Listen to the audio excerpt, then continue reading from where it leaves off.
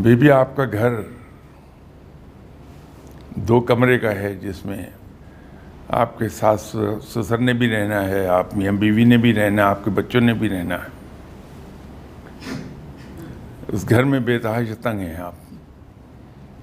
تو آپ کی زندگی کی سب سے پہلی ایفرٹ کیا ہوگی کہ بڑا گھر لے لیا جائے کسی طرح, ہے نا. جب ہمیں معلوم ہے کہ ہمارے دل کے چھوٹے ہونے کی وجہ سے یہ سب ہو رہا ہے تو دل کو بڑا کر لیں گے ہم.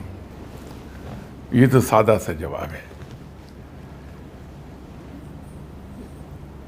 ایک بات یہ مجھے فرمائیے کہ الحمدللہ آپ بھی مسلمان ہیں, کہ جو ہمارے امام اعظم ہیں آپ صلی اللہ علیہ وسلم, کیا انہوں نے کسی بھی زیادتی کا پلٹ کر کوئی جواب دیا, بدلہ لیا, کسی کو برا بھلا کہا؟ تو بھائی جب ہم انہیں امام اعظم اپنا مانے ہوئے ہیں تو ان کی تقلید کیوں نہ کر لیں ہم؟ یہ تو ایک جواب ہے. وہ جو تقلید ہم کریں گے, ایک گیلی زمین ہے,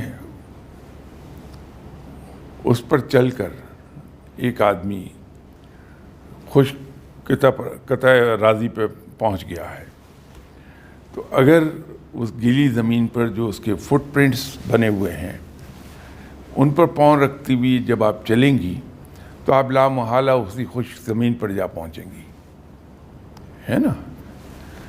اس کی تیسری ایک اور ایکسپلینیشن ہے کہ جب ہم اپنی ایگریکلچرل لینڈ سے بہت اچھی ییلڈ لینا چاہتے ہیں فصل کی, تو ہم کیا کرتے ہیں کہ اس زمین کو بہت گہرا ہل چلاتے ہیں, اس کے بعد اس میں بیج ڈالتے ہیں, باقی لوازمات, فرٹیلائزر ہے, پانی ہے, پیسٹیسائڈس ہیں, وہ بات کی بات ہے. لیکن ابتدا کس سے کرتے ہیں کہ ہم بڑا گہرا ہل چلاتے ہیں, تو زمین کو گہرائی سے پھاڑتے ہیں اور آسان لفظوں میں زمین کو زخمی کرتے ہیں. تو وہ دل جو خلق خدا کی باتوں سے ہر 10 منٹ کے بعد زخمی ہوتا ہے, وہاں گھاؤ لگتے ہیں, وہاں علم بہت اترتا ہے. رب کے قریب وہی آدمی جاتا ہے جس کے دل پر جتنے زیادہ گہرے گھاؤ لگے ہوتے ہیں.